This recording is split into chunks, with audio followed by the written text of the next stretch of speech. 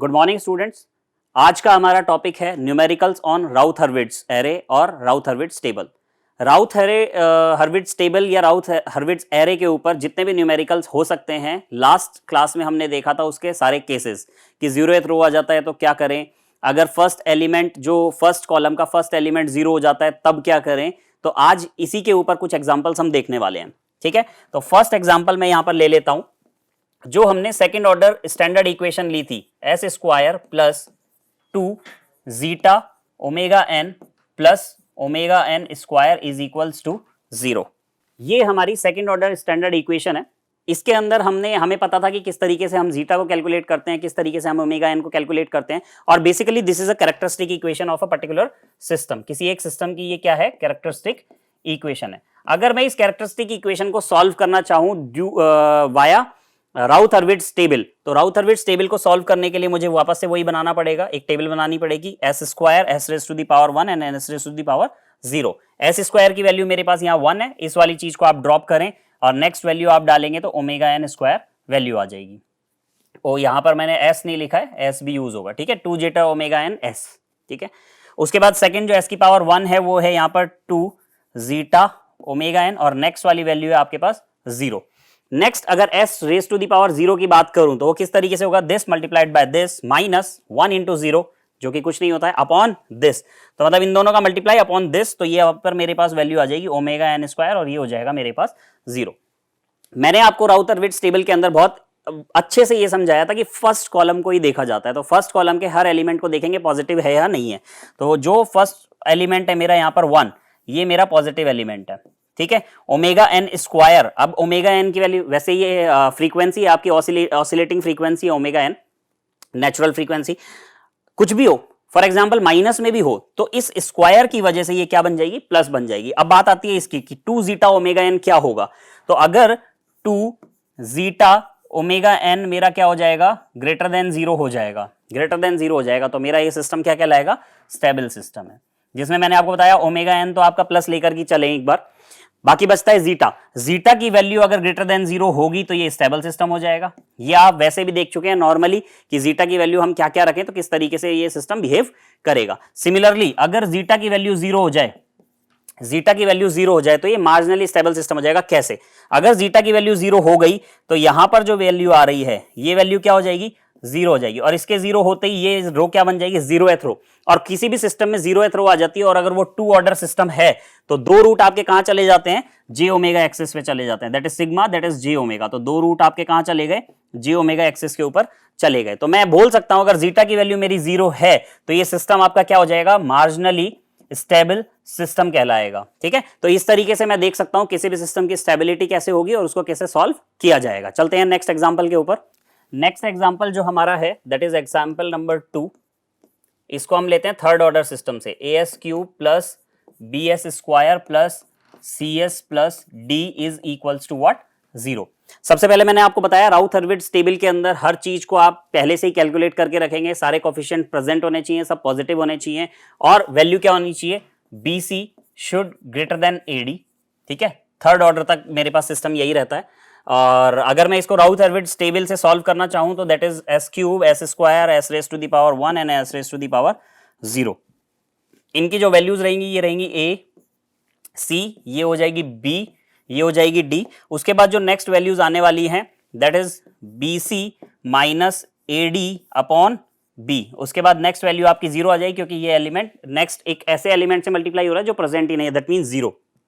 उसके बाद ये मल्टीप्लाई डी से होगा, मतलब ये पूरी चीज B C minus A D upon B multiplied with D minus B into 0, जिसका कोई सेंस नहीं है, अपॉन दिस। तो यहां पर सिर्फ और सिर्फ आपके पास डी बचने वाला है और यहां पर 0 बचने वाला है। तो इस इक्वेशन में मैंने देखा कि B C minus A D upon B, ये वाली वैल्यू क्या होनी चाहिए, पॉजिटिव होनी चाहिए। तो मैं बोल सकता हूं B C minus A D upon B should greater than 0। Positive रखने के लिए मुझे ग्रेटर देन 0 रखना जरूरी है। तो यहां पर भी मैं बोल सकता हूं B C minus A D is greater than 0, तो BC should greater than AD। तो वैल्यू क्या हो जानी चाहिए आपकी, BC की वैल्यू AD से ज्यादा हो जानी चाहिए, जो मैंने आपको पहले भी बता रखा है। अब ये क्वेश्चन मैं इसलिए करा रहा हूं, अगर आपके सामने इस तरीके का कोई भी क्वेश्चन आता है तो आपको अगर डायरेक्टली रूट निकालने हैं, ठीक है, तो वो रूट आप किस तरीके से निकालते हैं, वो रूट आपका हो जाएगा s is equals to plus minus J under root of d divided by b। D means जो लास्ट कोफिशिएंट है, coefficient of S raise to the power zero, S raise to the power zero का जो coefficient है, B S square का जो coefficient है उसको अगर अपन डिवाइड करेंगे तो ये मेरे पास आ जाएंगे रूट्स। ठीक है, कौन से रूट्स?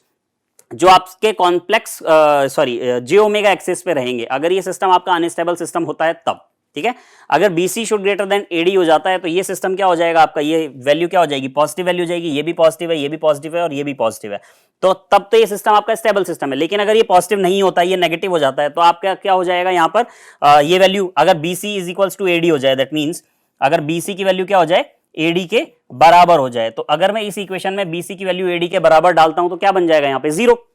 अगर यहाँ पे जीरो आ गया तो ये 0th रो हो जाएगी, और 0th रो होने की वजह से मेरे दो रूट कहां चले जाएंगे, जे ओमेगा एक्सिस पे, और उस जे ओमेगा एक्सिस पे जाने वाले रूट्स क्या होंगे, वो रूट आप इस तरीके से कैलकुलेट कर सकते हैं। सिमिलरली अगर आप ऑसिलेटिंग फ्रीक्वेंसी निकालना चाहें ओमेगा, क्या निकालना चाहें, ऑसिलेटिंग फ्रीक्वेंसी ओमेगा, उसकी भी वैल्यू आप बहुत इजीली इस इक्वेशन को देख करके निकाल सकते हैं। ये होती है under root of D divided by B radian पर second, D divide by B, D वही है, बी वही है जो मैंने यहां पर लिखा है। तो रूट्स अगर आपको इस तरीके की इक्वेशन के कैलकुलेट करने होंगे, that is plus minus J under root D by B, और जब आपको ऑसिलेटिंग फ्रीक्वेंसी कैलकुलेट करनी होगी omega, that means under root of D by B radian पर सेकेंड। ठीक है, चलते हैं नेक्स्ट एग्जांपल के ऊपर, जो कि रहेगा आपका ऑर्डर नंबर 4 का। ऑर्डर नंबर 4 के लिए मैं एग्जांपल ले लेता हूं, example number 3, that is A S cube, cube हो चुका है, A S raise to the power 4 plus B S cube plus C S square plus D plus E is equals to 0। यहां पर भी मैं वही सेम राउथ हर्विट्ज टेबल बना लेता हूं, that is S raise to the power 4 S cube S square S raise to the power 1 and S raise to the power 0। S raise to the power 4 पे है ए सी ई, ये है आपका बी डी एंड 0। उसके बाद नेक्स्ट जो value आने वाली है that is B C minus A D upon B, next is B E minus A0 upon B, that means only E, and third one is 0।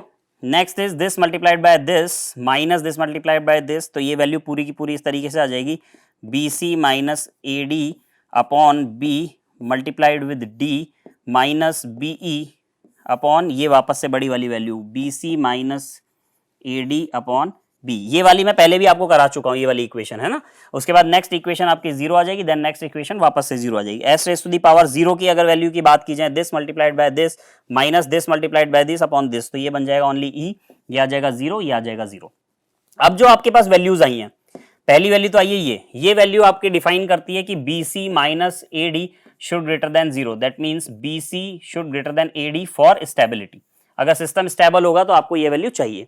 अगर आप इसको सॉल्व करते हैं तो इसको सॉल्व करने पे आपके पास डायरेक्ट आ जाएगा D should greater then B square E upon BC minus AD। मैं डायरेक्ट लिख रहा हूं क्योंकि लास्ट क्लास के अंदर मैं आपको ये बता चुका हूं कि ये किस तरीके से निकलता है। अब बात आती है कि अगर मेरा BC AD के बराबर हो जाए तो भी यहां 0 हो जाएगा। अब यहां 0 होने से क्या फर्क पड़ता है, इसका तो कोई फर्क नहीं पड़ता, उसको तो एप्सिलॉन यूज कर सकता हूं। लेकिन अगर ये वाली value D is equals to हो जाए B square E upon BC minus AD के, BC माइनस AD के, तो ये वाली वैल्यू, इसका मतलब आपको यहां पर क्या वैल्यू पुट करनी पड़ेगी, B square E upon BC minus AD को D के बराबर जब आप पुट करेंगे तो यहां पर ये वैल्यू क्या हो जाएगी, 0 वैल्यू हो जाएगी। इसके 0 होने की वजह से ये क्या बन जाएगी, 0th रो बन जाएगी, और दो रूट आपके जे ओमेगा एक्सिस पे चले जाएंगे। जे ओमेगा एक्सिस पे जाने जब आपके रूट जाएंगे, अब वो रूट क्या होंगे, सेम वही जो आपने थर्ड ऑर्डर इक्वेशन में करा था, सेम वही के वही रूट आ जाएंगे, plus minus under root of D divided by B. और इसी तरीके से अगर ऑसिलेटिंग फ्रीक्वेंसी की बात करें तो वो भी आ जाएगी under root of D by B radian पर सेकेंड। तो इस तरीके का कोई भी क्वेश्चन मुझे देखने को मिलेगा, चाहे वो थर्ड ऑर्डर सिस्टम हो चाहे वो फोर्थ ऑर्डर सिस्टम हो, मैं अगर रूट निकालना चाहूंगा जो कि जे ओमेगा एक्सिस पे, और वो रूट कब निकलेंगे, जब आपका सिस्टम मार्जिनली स्टेबल होगा, तब आपके रूट हो जाएंगे डी बाय बी, और ऑसिलेटिंग फ्रीक्वेंसी भी हो जाएगी under root of D by B radian पर सेकेंड। ठीक है, चलते हैं नेक्स्ट एग्जांपल के ऊपर, जो कि है आपका एग्जांपल नंबर 4। ये आपको डिस्क्राइब करता है कि ये एक पर्टिकुलर सिस्टम दिया हुआ है मैंने, ठीक है, उस सिस्टम को आपको सॉल्व करना है। तो सॉल्व करने के लिए अगर मैं बात करूं कि जीएस क्या है, जो आपका गेन है वो क्या है, ये जो वैल्यू दी है वही जीएस है। क्या वैल्यू है, K upon S into S plus A into S plus B. ठीक है, अब अगर मैं बात करूं, मेरे को इसकी ट्रांसफर फंक्शन बनाना है, तो ट्रांसफर फंक्शन क्या होता है, आउटपुट अपॉन इनपुट। तो आपको बीच वाली चीज को सॉल्व करना पड़ेगा, और बीच वाली चीज क्या है, नेगेटिव फीडबैक आ रहा है नीचे से। तो नेगेटिव फीडबैक को जब भी आप सॉल्व करते हैं तो ट्रांसफर फंक्शन निकालते हैं CS/RS। वो क्या हो जाता है, वो हो जाता है आपका GS अपॉन 1 प्लस GS/HS, जहां पर GS तो आपको वैल्यू दे रखी है और HS की वैल्यू क्या है, 1 है। तो मतलब GS में ये आ जाएगा 1 प्लस GS/HS। इस वाली वैल्यू को जब मैं सॉल्व करता हूं तो मेरे पास जब कैरेक्टरिस्टिक इक्वेशन यहां पर निकल करके आएगी, ठीक है, क्या आएगी, कैरेक्टरिस्टिक इक्वेशन। वो कैरेक्टरिस्टिक इक्वेशन कुछ इस तरीके से होती है, जो ये वाली वैल्यू है S into S plus A S plus B, और प्लस में क्या हो जाएगा K। तो ये बन जाएगी S into S plus A into S plus B plus K should be equals to what, 0। ये आपकी फाइनल कैरेक्टरिस्टिक इक्वेशन आएगी जब आप ट्रांसफर फंक्शन सॉल्व करेंगे। यहां पर मैं आपको ट्रांसफर फंक्शन सॉल्व करके नहीं दिखा रहा हूं, क्योंकि बहुत सारे लेक्चर्स में मैंने आपको बताया कि ट्रांसफर फंक्शन किस तरीके से सॉल्व करते हैं। बाकी मैंने फॉर्मुला लिख दिया, आप इसमें जब फॉर्मुला में पुट करेंगे तो आपको जो डिनोमिनेटर वाला पार्ट है कैरेक्टरिस्टिक इक्वेशन, वो यही मिलेगी, ठीक है। थोड़ा सा इसको सॉल्व कर लेते हैं। ये हो जाएगा S स्क्वायर प्लस AS, इसको मल्टीप्लाई कर दीजिए S plus B plus K is equals to 0 के साथ। तो ये हो जाएगा आपका S क्यूब, ये हो जाएगा S स्क्वायर ले लेते हैं कॉमन, यहां से भी S स्क्वायर आएगा तो A प्लस B यहां बचा, एंड और मल्टीप्लाई करते हैं तो AB into S plus K should be equals to 0।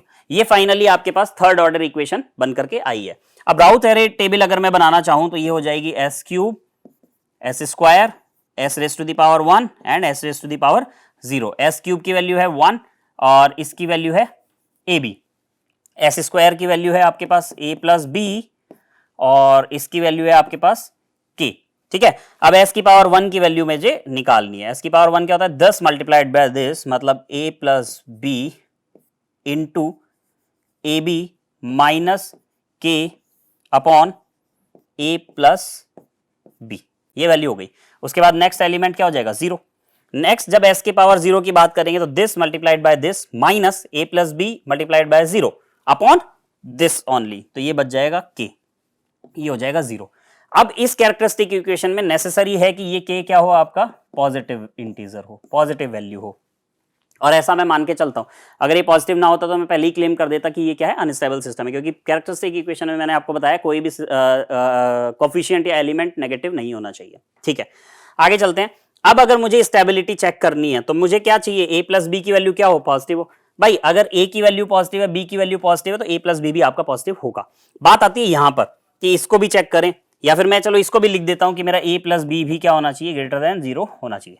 Similarly अगर मैं इसको भी लिखूं 0 से बड़ा होना चाहिए, तो ये आ जाएगा A plus B multiply AB minus K multiply AB minus K upon A plus B upon A plus B should be greater than 0। ये 0 क्रॉस मल्टीप्लाई होकर के इसमें 0 हो जाएगा, तो ये आ जाएगा A plus B into AB minus K is greater than 0। फिर ये आ जाएगा A plus B into AB should greater then K। मतलब A plus B into AB अगर आपका K से क्या है, बड़ा है, तो आपका सिस्टम क्या होगा, स्टेबल सिस्टम होगा। इसको नेक्स्ट स्लाइड पे अच्छे से समझ लेते हैं। ये मैंने यहां पर लिखा था कि A plus B into AB should greater then K, ये होगा तो आपका सिस्टम हो जाएगा स्टेबल सिस्टम। क्या हो जाएगा, स्टेबल सिस्टम। अगर A plus B into AB की वैल्यू K के क्या हो जाए, बराबर हो जाए, तो ये आपका हो जाएगा marginally stable, marginally stable system. और अगर A plus B into AB is less than K हो जाएगा, जो भी गेन आपको दिया हुआ है, ओपन लूप का जो न्यूमरेटर वाला पार्ट है उससे छोटा हो जाएगा ये, तो ये हो जाएगा आपका अनस्टेबल सिस्टम।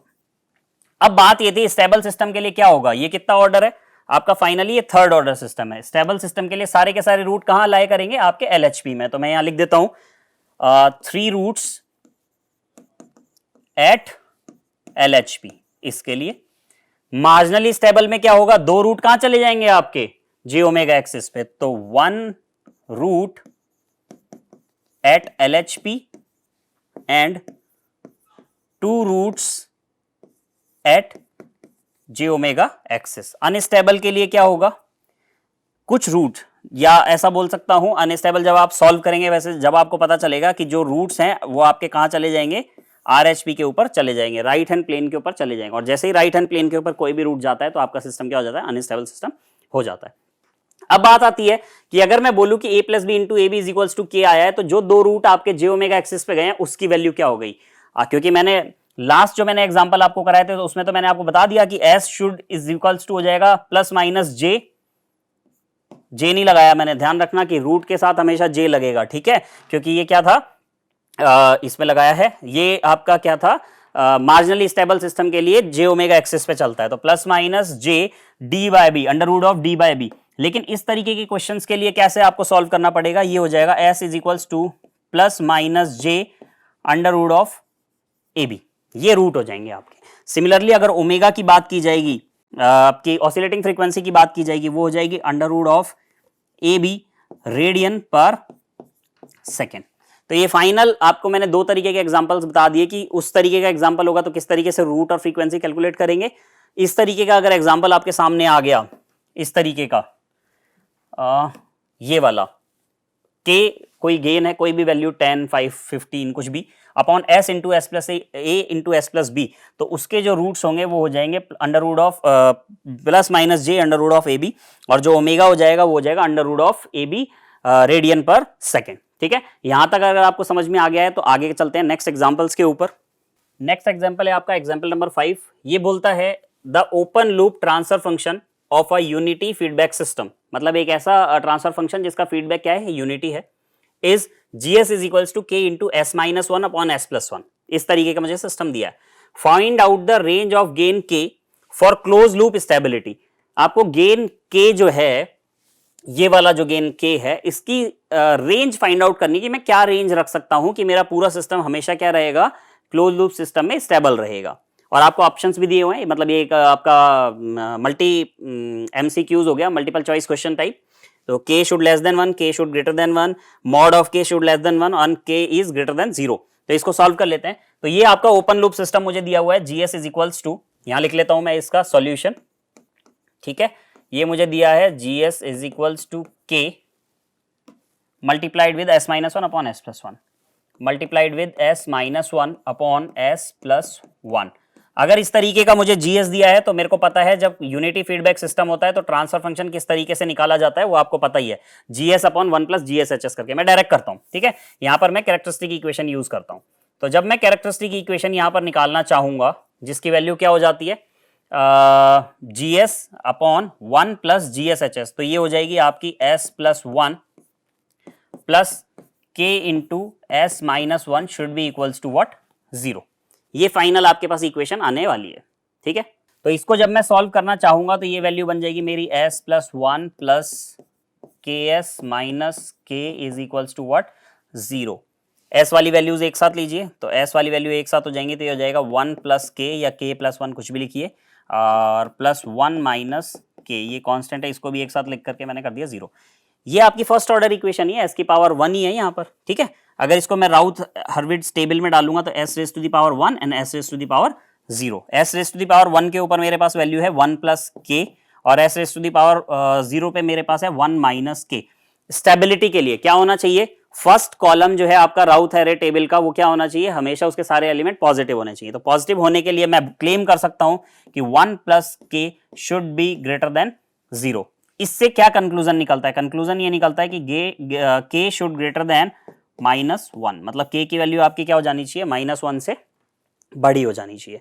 सिमिलरली नेक्स्ट वाली चीज मेरे पास है 1 minus k should also greater than 0। अगर 1 माइनस k मेरे पास 0 से बड़ा है तो अब मैं इसको इधर भेजता हूं, तो ये बन जाएगा minus k should greater then minus 1। और आपको पता है जब भी आप इक्वलिटीज के अंदर करते हैं सॉल्यूशन और माइनस से मल्टीप्लाई करते हैं तो जो सिंबल होता है वो ग्रेटर देन लेस देन में कन्वर्ट हो जाता है, लेस देन ग्रेटर देन में कन्वर्ट हो जाता है। तो फाइनली ये आंसर आपको मिल जाएगा k शुड लेस देन 1। अब ये दो सॉल्यूशन मेरे पास आए कि k की वैल्यू 1 माइनस 1 से बड़ी होगी और k की वैल्यू 1 से छोटी होगी। तो मैं इसको इस तरीके से क्लेम कर सकता हूं, k की वैल्यू माइनस 1 से तो बड़ी है, माइनस 1 से बड़ी है और 1 से छोटी है, तो ये मेरी रेंज हो गई k की। ये मेरी के की रेंज हो गई। तो के की वैल्यू क्या है आपकी, -1 से बड़ी है और 1 से छोटी है। अब देखते हैं ऑप्शंस में कहां पर है ये, के शुड लेस देन 1, ऐसा है क्या, यहां पर है लेकिन पूरा ऐसा नहीं है, तो ऑप्शन ए नहीं हुआ। सी ऑप्शन, के शुड ग्रेटर देन 1, के की वैल्यू 1 से बड़ी हो, 1 से तो बड़ी यहां पर नहीं आ रही है, ठीक है, ये भी नहीं हुआ। डी, के should greater than 0, greater than 0, ऐसा तो कुछ है ही नहीं। लास्ट ऑप्शन बचता है मॉड ऑफ के should less than 1, mod of के शुड लेस देन 1, तो के की वैल्यू क्या है आपकी, 1 से छोटी है। और माइनस के की वैल्यू क्या है आपकी, सॉरी के की वैल्यू क्या है आपकी, -1 से बड़ी है, ठीक है। तो मैं इससे ये क्लेम कर सकता हूं कि अगर मैं इसको मॉड में लिख करके चलूं तो मॉड की वैल्यू मेरी क्या हो जानी चाहिए, 1 से छोटी हो जानी चाहिए। तो जो फाइनल आंसर मेरे पास यहां पर आ जाएगा ऑप्शन इज बी। तो इस तरीके का क्वेश्चन मेरे सामने आएगा, के की वैल्यू पूछे, कुछ भी पूछे, राउथ-हर्विट्ज पे जाएं, सॉल्व करें और जो भी फर्स्ट एलिमेंट है उसको पॉजिटिव रखने के लिए आप उसको ग्रेटर देन 0 बनाएंगे तो आपका आंसर यहां पर मिलेगा। चलिए मूव करते हैं नेक्स्ट एग्जाम्पल के ऊपर। नेक्स्ट एग्जाम्पल देखते हैं। नेक्स्ट एग्जाम्पल मेरे पास है एग्जाम्पल नंबर 6, जहां पर मुझे एक सिस्टम दिया हुआ है, ठीक है। ये ओपन लूप गेन है जिसको मैंने यूनिटी फीडबैक के साथ यहां कनेक्ट किया हुआ है, that is output, that is input, negative feedback system दिया है। For this system determine the values of के एंड ए, आपको क्या करना है, के की वैल्यू और ए की वैल्यू को फाइंड आउट करना है। के यहां पर है, ये रहा, और ए यहां पर है, ये रहा, इन दोनों की वैल्यू को फाइंड आउट करना है such that the close loop time response oscillates with 2 radian पर सेकेंड। जो क्लोज लूप का टाइम रेस्पॉन्स है वो ऑसिलेट कर रहा है आपका 2 रेडियन पर सेकेंड से। तो पहले तो आप इस क्वेश्चन को देख करके समझे क्या वो बनाएंगे। तो गिवन वैल्यूज आपके पास है, जो ऑसिलेटिंग फ्रीक्वेंसी है ओमेगा, ये आपको दिया हुआ है। क्या है oscillating frequency, that is 2 radian पर सेकेंड, ये वैल्यूज आपको यहां पर दी हुई है। अब इसके तरीके से मुझे सॉल्व करना है। अगर ये मेरा जीएस है तो सबसे पहले मैं ट्रांसफर फंक्शन निकालूंगा, और ट्रांसफर फंक्शन निकालने के बाद मैं क्या करूंगा, उसकी कैरेक्टरिस्टिक इक्वेशन को कैलकुलेट कर लूंगा। तो कैरेक्टरिस्टिक इक्वेशन में यहां डायरेक्ट लिख रहा हूं, आप ट्रांसफर फंक्शन निकालेंगे जीएस अपॉन 1 प्लस जीएसएचएस करके। कैरेक्टरिस्टिक इक्वेशन डायरेक्ट लिखने के लिए denominator part plus numerator part करते हैं, ठीक है। S cube plus a S square, ये हो जाएगा आपका S cube plus a S square plus 2s plus 1 plus 2s plus 1 plus numerator part, what is numerator, k into S plus 1, ये है आपका k into S plus 1 is equals to what, 0। ये आपकी characteristic equation हो गई particular question के लिए। Solve करना चाहिए क्योंकि s यहाँ पर भी है, s यहाँ पर भी है, तो इसको मैं सॉल्व करता हूँ। S cube plus a S square plus s ले लेता हूँ कॉमन, ये आ जाएगा 2 प्लस k, ठीक है। यहाँ से लिया 2, यहाँ से लिया k, रिमेनिंग आपका ये 1 और ये k, तो प्लस 1 प्लस k, ये आपका कांस्टेंट पार्ट चला जाता है, इज इक्वल्स टू 0। अब किस तरीके से सॉल्व करें, तो सबसे पहले तो सारी चीजें चेक करो, सब कुछ होना चाहिए, पॉजिटिव होना चाहिए, B C should greater than A D होना चाहिए, थर्ड है ये, तो B C should greater than A D से ही स्टार्ट करते हैं। ये बी है, ये सी है, should greater than A and D, तो बीसी है आपका ए इंटू 2 प्लस के, ठीक है, शुड ग्रेटर देन क्या होना चाहिए, 1 मल्टीप्लाइड विद 1 प्लस के, ये होना चाहिए। But according to the question उसने क्या बोला है, जो आपकी ऑसिलेटिंग फ्रीक्वेंसी है ओमेगा, ये क्या है 2 रेडियन पर सेकंड, और ऑसिलेटिंग फ्रीक्वेंसी अगर मुझे दे रखी है तो इसका मतलब ये क्या है, मार्जिनली स्टेबल सिस्टम है। कोई भी सिस्टम जब भी मार्जिनली स्टेबल सिस्टम होता है तो मैं यहां पर ग्रेटर देन लेस देन का सिंबल हटा करके क्या लगा देता हूं, इक्वल लगा देता हूं। तो अगर मैं इसको सॉल्व करना चाहूं तो ये क्या बन जाएगा, 2a plus 2k is equals to 1 plus k, ठीक है।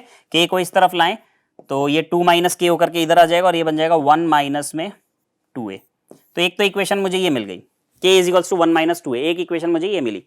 यहाँ पे दोनों ही अननोन वेरिएबल है और दोनों ही मुझे फाइंड आउट करना है, तो मुझे यहाँ पर कोई भी सॉल्यूशन नहीं मिला। लेकिन मुझे ये पता है कि जो ओमेगा होता है ऑसिलेटिंग फ्रीक्वेंसी, इस तरीके के क्वेश्चन में वो हो जाता है under root of d divided by b radian पर सेकेंड, और इसी की वैल्यू मुझे क्या दे रखी है क्वेश्चन में, 2 रेडियन पर सेकेंड। तो मैं ऐसा बोल सकता हूं कि under root of d by b, d is 1 plus k और b है a, तो ये हो जाएगा under root of 1 plus k upon b, b should a, b की वैल्यू यहां पर a के बराबर है और ये किसके बराबर हो जाएगी 2 के। अंडर रूट को उधर भेज देते हैं तो 1 plus k upon a is equals to what, 4, ये हो जाएगा 1 plus k is equals to 4a, एक इक्वेशन ये हो गई। या फिर इसमें से भी k की वैल्यू आप फाइंड आउट करें, k की वैल्यू क्या हो जाएगी यहाँ पे, k should is equals to 4a minus 1, इसको मान लीजिए सेकेंड इक्वेशन, इक्वेशन नंबर 2, और इक्वेशन नंबर 1 ये थी, ये है k is equals to 1 minus 2a, और ये है k is equals to 4a minus 1, तो इन दोनों को इक्वल कर देते ना, 1 माइनस 2a, ये हो जाएगा 1 minus 2a is equals to what, 4a minus 1, 4a minus 1। अब इस पूरी इक्वेशन में a की वेरिएबल है, उसको सॉल्व करना बहुत आसान है, इसको इधर ले जाइए, उसको इधर ले जाइए, कैसे भी सॉल्व कर सकते हैं। तो इसको मैं इधर ले जाता हूं तो ये बन जाएगा 6a, और इसको इधर ले जाता हूं बन जाएगा 2, तो a शुड इक्वल्स टू 2/6, तो a की वैल्यू मेरे पास 2/6, या मैं ऐसा बोल सकता हूं कि a की वैल्यू मेरे पास है 1/3, 1/3, ठीक है।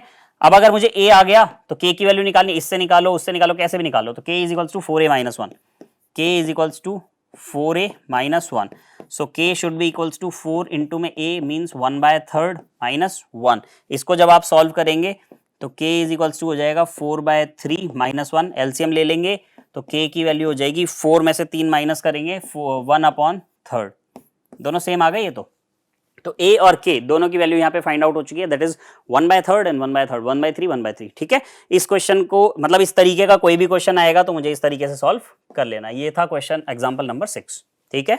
आगे चलते हैं, next example is example number 7, ये बोलता है the open loop transfer function of a unity feedback system is given by gs is equals to k upon s into s plus 2 into s plus 8, the value of gain k, ये जो gain k है इसकी value is adjusted such that the closed loop system is marginally stable, मतलब मैंने इसको इस तरीके से एडजस्ट किया है, जो मेरा क्लोज लूप सिस्टम आएगा वो क्या होगा, मार्जिनली स्टेबल सिस्टम होगा। Find out the oscillating frequency, oscillating frequency आपको फाइंड आउट करनी है, 1 रेडियन पर सेकंड होगी, 2, 3 और 4 रेडियन क्या होगी, ठीक है। तो इस तरीके के क्वेश्चन करने के लिए, अच्छा ये क्वेश्चन देख के आपको कुछ याद आया, मैंने ऐसा एग्जांपल आपको क्लास के स्टार्टिंग में कराया था कि इस तरीके का कोई भी क्वेश्चन आपको देखने को मिलेगा k upon s into S plus a s plus B, तो इसको किस तरीके से सॉल्व करना है, वहां पर मैंने आपको बताया था कि आपका सिस्टम क्या हो जाना चाहिए, जो k है, जो गेन k है वो 0 से लेकर के a plus B into A b, अगर ऐसा रहेगा तब तक तो ये सिस्टम स्टेबल रहेगा, और मार्जिनली स्टेबल कब हो रहा था, जब k की वैल्यू बराबर हो रही थी a plus B into A b से, और इस पर्टिकुलर क्वेश्चन में a और b क्या है, a है 2 और b है 8, a is equals to 2 and b is equals to 8, तो अगर ये सिस्टम मार्जिनली स्टेबल होगा तो मैं बोल सकता हूं k is equals to 2 plus 8 into 2 into 8, that means 10 into 16, that means 160, k should be is equals to 160, तो k की वैल्यू को इस तरीके से एडजस्ट किया गया है, इसकी वैल्यू को इस तरीके से एडजस्ट किया गया है कि ये सिस्टम आपका मार्जिनली स्टेबल सिस्टम होगा। अब आपको बताना है कि ये किस तरीके से सॉल्व होगा, तो चलिए अगर इसको सॉल्व करना है तो मैंने आपको ये भी बताया था कि इस सिस्टम की अगर आपको स्टेबिलिटी रूट्स फाइंड आउट करने हैं तो वो क्या हो जाएंगे, plus minus j under root a B, और अगर ऑसिलेटिंग फ्रीक्वेंसी फाइंड आउट करनी है तो वो हो जाएगी plus minus under root of A B, oscillating frequency में there is no plus minus, just under root of A B radian पर second, so omega should be equals to हो जाएगा under root of ab is 2 into 8, 2 into 8, that means under root of 16, what is under root of 16, that is 4 radian पर second. तो इस question में अगर मैं ये वैल्यू ना भी फाइंड आउट करता 160 तो भी चलता, ठीक है, फिर भी मैंने आपको बताया कि किस तरीके से उसने एडजस्ट किया, क्योंकि उसने वर्ड यूज किया है कि मैंने इस तरीके से सिस्टम की जो गेन k है इसको एडजस्ट किया है कि मार्जिनली स्टेबल होगा, तो आपसे पूछा भी जाए गेन k की वैल्यू क्या है तो भी फाइंड आउट कर सकते हैं, रूट्स पूछे जाए तो भी फाइंड आउट कर सकते हैं, और जो आपसे पूछा गया है ऑसिलेटिंग फ्रीक्वेंसी वो तो आपने फाइंड आउट कर ही दी, दैट इज 4 रेडियन पर सेकेंड। तो इस तरीके के क्वेश्चंस को ऐसे भी कर सकते हैं, और अगर आप चाहें तो जीएस को पहले ट्रांसफर फंक्शन में कन्वर्ट करें, कैरेक्टरिस्टिक इक्वेशन को लें, राउथ एरे टेबल बनाएं, तब भी आपका आंसर इस तरीके का ही आएगा। ये तो मैं आपको शॉर्ट ट्रिक्स बता रहा हूं कि किस तरीके से क्वेश्चंस को आप जल्दी से जल्दी और इजीली सॉल्व कर सकते हैं। चलिए मूव करते हैं नेक्स्ट क्वेश्चन के ऊपर। नेक्स्ट एग्जांपल मेरे को यहाँ पर दिया हुआ है, ये फोर्थ ऑर्डर इक्वेशन है, s raised to the power 4 2s cube plus 4s square plus 10s plus k should equals to 0, determine the range k for the system stability, system को स्टेबल होने के लिए k की value find out करिए, कुछ options दिए हुए हैं, k की वैल्यू 0 से 6 के बीच में, k की वैल्यू 0 से 10 के बीच में है, k की वैल्यू 0 से 60 के बीच में है, और no value of k exist for system stability, और ऐसी कोई वैल्यू ही नहीं है k की जिससे सिस्टम आपका स्टेबल हो जाएगा। कैसे चेक करते हैं, या तो आप वो लंबा प्रोसीजर फाइंड आउट करें, राउथ हर्वे टेबल वगैरह, शॉर्ट में कैसे करेंगे, शॉर्ट में कुछ भी नहीं है, जो इनिशियल कंडीशंस है उसी को लेके चेक करेंगे, सारे कोफिशिएंट्स हैं 4 3 2 1 एंड 0 सब हैं, सब पॉजिटिव हैं 1 2 4 10 एंड k का नहीं पता, बाकी सब पॉजिटिव हैं, और बाकी की कंडीशंस थी b C should greater than A d, b C should greater than A d, तो मुझे यहाँ लिख देना चाहिए B C should greater than A d. What is B? B is 2 and what is C? C is 4 should greater than AD. That is 8 is greater than 10. ऐसा है? ऐसा नहीं है.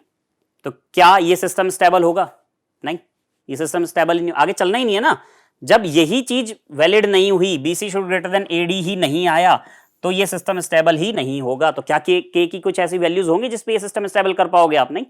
तो option D is correct. No value of K exist for the system stability. System को stable होने के लिए के की कोई भी वैल्यू यहां पर नहीं है.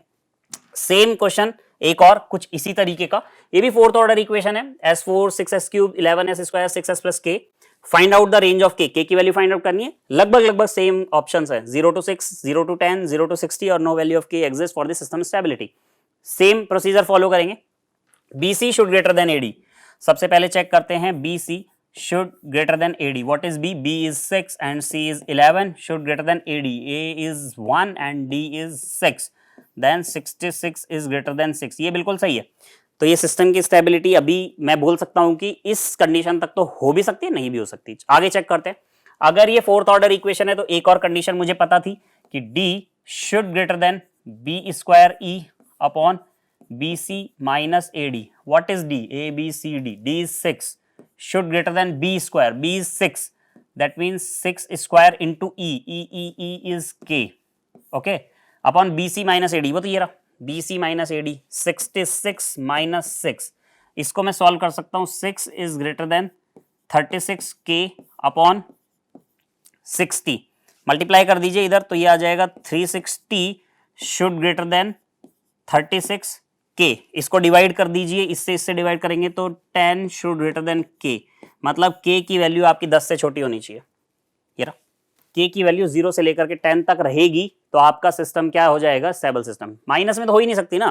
के की वैल्यू माइनस में कर दोगे तो अनस्टेबल सिस्टम हो जाएगा. इसलिए मैं 0 से लेकर के चालू करता हूँ. 0 से लेकर के जो रेंज आई मेरी 10, तो मैं इस तरीके के क्वेश्चन को ऐसे सॉल्व करता हूँ. चलो मूव करते हैं नेक्स्ट क्वेश्चन के ऊपर. नेक्स्ट एग्जाम्पल है आपका example number 10.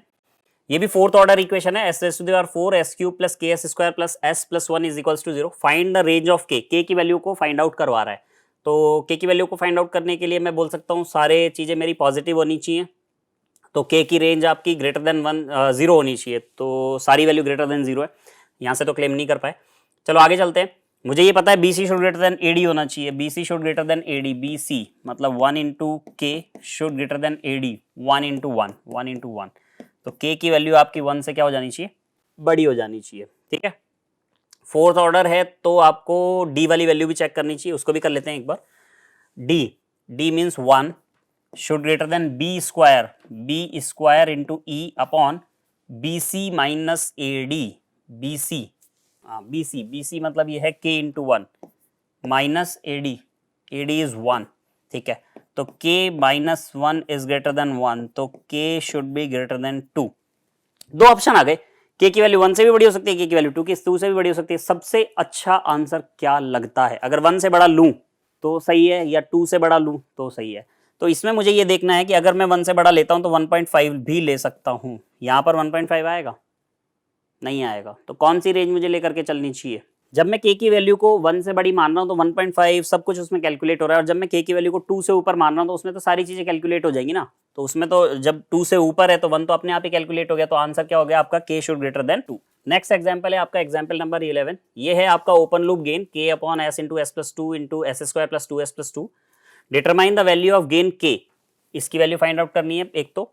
For marginally stable system, जब ये सिस्टम मार्जिनली स्टेबल होगा. And also find out how many roots are lying on imaginary और जे ओमेगा एक्सिस. और जे ओमेगा एक्सिस पे भी कितने रूट लाई करते हैं ये भी आपको बताना है. तो इसके डायरेक्ट कैरेक्टरिस्टिक इक्वेशन लिख लेते हैं. यहाँ पर कैरेक्टरिस्टिक इक्वेशन मैंने आपको बता दिया डायरेक्टली कैसे लिखते हैं आप, और आप चाहें तो इसको सॉल्व करके भी लिख सकते हैं. ठीक है. तो कैरेक्टरिस्टिक इक्वेशन आपकी हो जाएगी s into S plus 2 into s square plus 2s plus 2 plus k should be equals to 0. अगर मैं इसको मल्टीप्लाई कर दूं तो क्या बनेगा? S square plus 2s multiply हो जाएगा S square plus 2s plus 2 plus k के साथ और इज इक्वल्स टू हो जाएगा 0. नेक्स्ट स्लाइड पे इसको ले लेते हैं.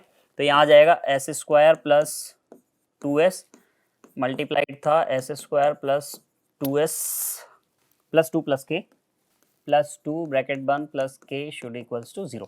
मल्टीप्लाई कर लीजिए S square S raise to the power 4, ठीक है।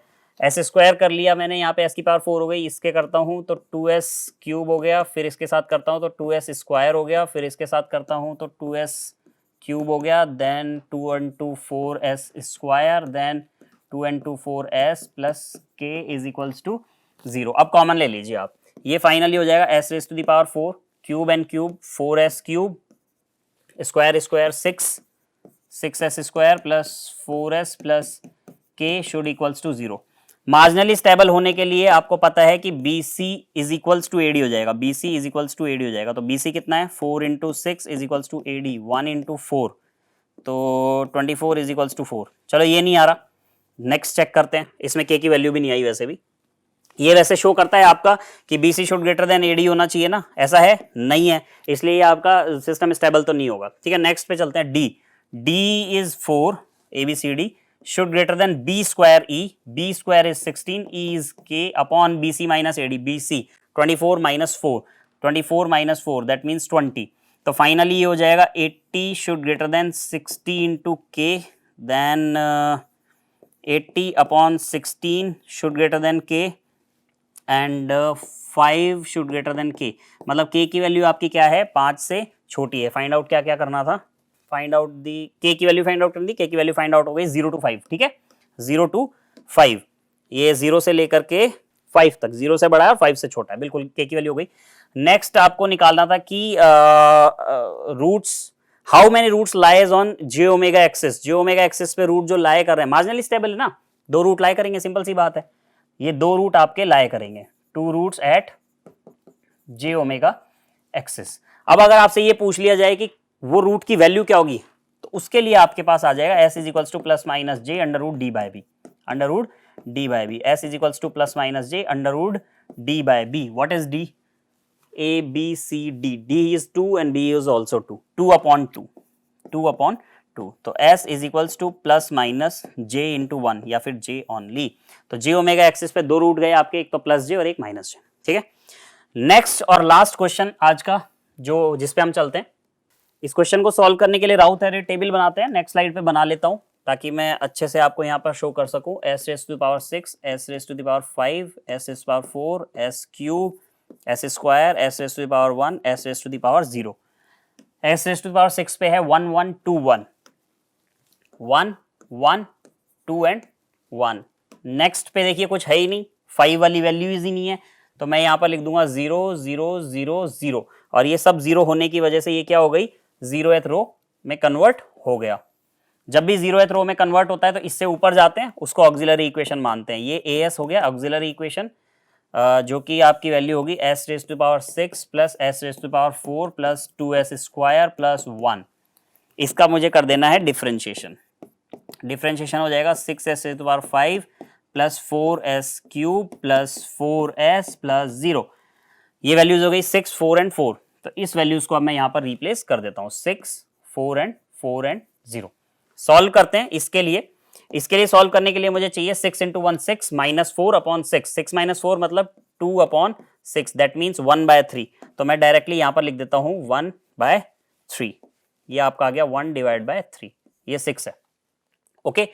नेक्स्ट एलिमेंट इज 12 माइनस 4, 12 में से 4 गया 8, 8/6, 8/6 को मैं लिख देता हूँ 4 divide by 3, 8/6 is equals to 4/3। Next is 6 into 1 6 minus 0 upon 6 मतलब 1, और ये हो जाएगा 0। नेक्स्ट एलिमेंट क्या हो जाएगा, ये मल्टीप्लाई कर लो आप, 4 इंटू 1/3 माइनस 6 इंटू में 4/3 और अपॉन 1/3। सब 3 हैं, सब कैंसिल आउट हो जाएंगे नीचे से तो, और ऊपर आ जाएगा 4 माइनस 24 और अपॉन 1, 4 माइनस 24 इज माइनस 20, ये आपका s क्यूब में चल रहा है ना, -20, उसके बाद दिस मल्टीप्लाइड बाय 4 मतलब 1/3 multiplied with 4, 1/3 multiplied with 4 -6 upon 1/3। LCM आ जाएगा तो ये हो जाएगा 4 minus 18 upon 1, 4 minus 18 that means -14, -14 उसके बाद अब आप ये 0 हो जाएगा और ये भी 0 हो जाएगा। नेक्स्ट पे आते हैं, this multiplied by this, minus minus plus upon -20, तो ये वैल्यू आपकी हो जाएगी माइनस में 11/10। आप सॉल्व करके देखना, यही वैल्यू आएगी। Next is -20 into 1, -0 upon -20, that means minus minus plus हो गया, ये ओनली आ जाएगा आपका क्या 1। नेक्स्ट इज 0, नेक्स्ट इज 0, ठीक है। उसके बाद नेक्स्ट वैल्यू क्या आने वाली है आपकी, इसको मल्टीप्लाई करेंगे इससे, प्लस माइनस में ये और माइनस में ये, तो जो भी वैल्यू आएगी वो बहुत बड़ी एक वैल्यू आने वाली है, उसको मैं यहाँ लिख देता हूँ, ये माइनस के अंदर वैल्यू आएगी। नेक्स्ट एलिमेंट 0 0 0, ये सारे एलिमेंट 0। उसके बाद ये मल्टीप्लाई हो जाएगा 1 से, ये 0 अपॉन में ये, तो ये हम पर 1 ही बचने वाला है, देन 0 देन 0 देन 0। अब मुझे ये फाइंड आउट करना था कि कितने रूट्स आपके कहाँ कहाँ पर हैं। पॉजिटिव 0th रो, 0th रो से 2 रूट्स तो j ओमेगा एक्सिस पे चले गए, चलो। उसके बाद पॉजिटिव, उसके बाद positive, negative negative negative and then positive. देखो पॉजिटिव से पॉजिटिव कुछ नहीं है, पॉजिटिव से नेगेटिव आएंगे 1 साइन चेंज, नेगेटिव से नेगेटिव कुछ नहीं, नेगेटिव से नेगेटिव कुछ नहीं, नेगेटिव से पॉजिटिव सेकंड साइन चेंज, तो 2 साइन चेंज हो गए। 2 साइन चेंज का मतलब होता है 2 रूट आपके RHP में चले गए, 2 आपके j ओमेगा एक्सिस 0th रो की वजह से थे, और रिमेनिंग 2 आपके कहां रह जाएंगे LHP में। तो इस पर्टिकुलर क्वेश्चन का जो आंसर रहेगा कि कितने रूट आपके LHP, RHP और j ओमेगा एक्सिस में, तो 2 root at RHP, 2 root at LHP and 2 root at j omega axis और इमेजिनरी एक्सिस। तो ये सारे एग्जांपल्स थे जो हम राउथ टेबल से या राउथ हर्विट्ज क्राइटेरिया से हम सॉल्व कर सकते हैं, ठीक है। तो मेरे हिसाब से मैंने काफी आपको पॉसिबल जितने भी क्वेश्चंस बन सकते हैं राउथ हर्विट्ज पे या अलग अलग तरीके के क्वेश्चन सारे करा दिए हैं। अब मिलते हैं नेक्स्ट क्लास में नए टॉपिक के साथ। Thank you.